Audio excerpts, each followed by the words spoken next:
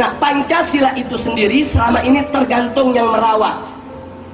Pancasila tatkala dirawat oleh Bung Karno, Pancasila itu ditafsirkan oleh Bung Karno sesuai dengan pahamnya.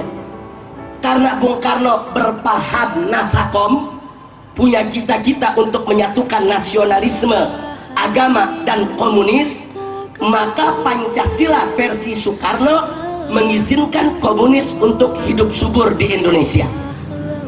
Walaupun komunis itu sendiri tidak sesuai dengan sila pertama dari Pancasila, tapi karena kebijakan politiknya.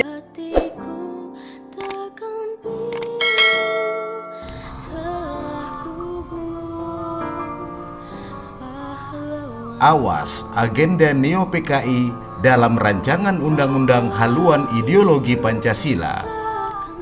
Imam Besar Front Pembela Islam atau FPI Habib Rizik Syihab mengajak rakyat Indonesia untuk menolak rancangan undang-undang haluan ideologi Pancasila. Pasalnya rancangan undang-undang haluan ideologi Pancasila dianggap telah mengadopsi redaksinya mirip dengan manifesto Partai Komunis Indonesia yang pernah disebarluaskan oleh Gembong PKI dan DNID pada tahun 1963 dan mendegradasikan harkat dan martabat Pancasila itu sendiri, seperti yang ditayangkan oleh media republika.co.id. Rancangan undang-undang haluan ideologi Pancasila ini telah menurunkan daripada haluan ideologi Pancasila dari semula merupakan landasan konstitusional yang tinggi dalam Undang-Undang Dasar 1945, kemudian diturunkan hanya sekelas undang-undang, keluh Habib Rizik Syihab dalam diskusi online yang dilaksanakan pada hari Senin tanggal 8 Juni tahun 2020. Definisi haluan ideologi Pancasila dalam RUU HIP tidak lagi meletakkan agama sebagai sesuatu yang pokok dan mendasar, namun telah diganti dengan mental spiritual. Bahkan dalam RUU HIP pasal 7 ayat 2 ada upaya memeras Pancasila menjadi trisila atau 3 sila, yaitu nasionalisme, sosio-demokrasi, serta ketuhanan yang berkebudayaan. Jadi bukan lagi ketuhanan yang Maha Esa, ini merupakan pelecehan terhadap agama dan nilai-nilai luhur ketuhanan yang Maha Esa yang selama ini dijunjung tinggi oleh rakyat dan bangsa Indonesia, ujar Habib Rizik. Habib Rizik Syihab juga mempersoalkan salah satu butir RUU HIP. Pasal 5 ayat 1 menyatakan bahwa sendi pokok Pancasila adalah keadilan sosial. Ini ditulis secara letterlek termaktub dalam RUU HIP. Pasal 5 ayat 1 yang bunyinya sendi pokok Pancasila adalah keadilan sosial. Oleh karena itu, Habib Rizik Syihab menyampaikan bahwa sendi pokok Pancasila adalah keadilan sosial ini mirip persis dengan manifesto Partai Komunisme yang pernah dibawakan oleh DNID pada tahun 1963. Saat itu DNID menyatakan bahwa urat tunjang Pancasila, maksudnya sendi pokok intisari Pancasila, adalah keadilan sosial, bukan ketuhanan yang Maha Esa. Artinya secara terang-terangan RUU HIP telah mengadopsi redaksinya mirip dengan manifesto PKI yang pernah disebarluaskan oleh Gembong PKI DNID, ucap Habib Rizik.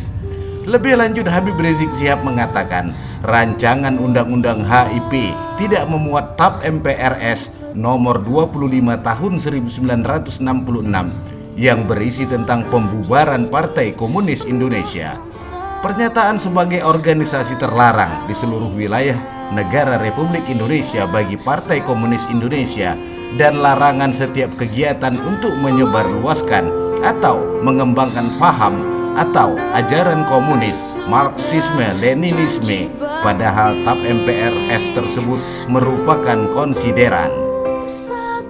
Sebab lainnya kita ingin membuktikan bahwa adanya benang merah antara hubungan PKI dengan agenda RUU ini. Itu bisa terlihat jelas di Ketua Panja RUU HIP adalah anggota DPR RI dari PDI Perjuangan yang bernama Ripka Ciptaning.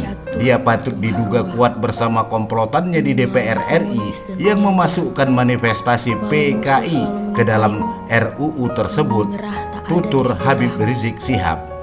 Bahkan dalam beberapa sesi wawancara, Ripka menyatakan secara gamblang bahwa PKI adalah korban Orde Baru dan TNI adalah pelaku kejahatan yang membantai PKI, sehingga dapat diketahui siapa sebenarnya Ripka. Dalam beberapa wawancara juga dia mengaku bahwa keluarga dan anak keturunan PKI yang diklaim berjumlah sekitar 20 juta orang semuanya menyalurkan aspirasi politiknya ke PDI Perjuangan. Berikutnya, banyaknya anggota DPR RI khususnya dari PDI Perjuangan sering terlibat dalam acara reuni keluarga PKI dengan istilah temu kangen di berbagai daerah. Tentunya dengan dalih kunjungan kerja atau kunker seperti dilakukan oleh Rieke Diah Ayu Pitaloka dan kawan-kawannya di Kabupaten Banyuwangi beberapa tahun silam. Kemudian ternyata, kata Habib Rizik Syihab, semuanya terlibat dalam penyusunan RUU HIP ini. Ini merupakan indikasi kuat bahwa memang Neo PKI sudah dan sedang bergerak untuk bangkit dengan segala macam cara, termasuk bagaimana menghasilkan satu undang-undang yang bisa menjadi pintu gerbang untuk bersiap bangkit kembali, keluh Habib Rizik Syihab lagi.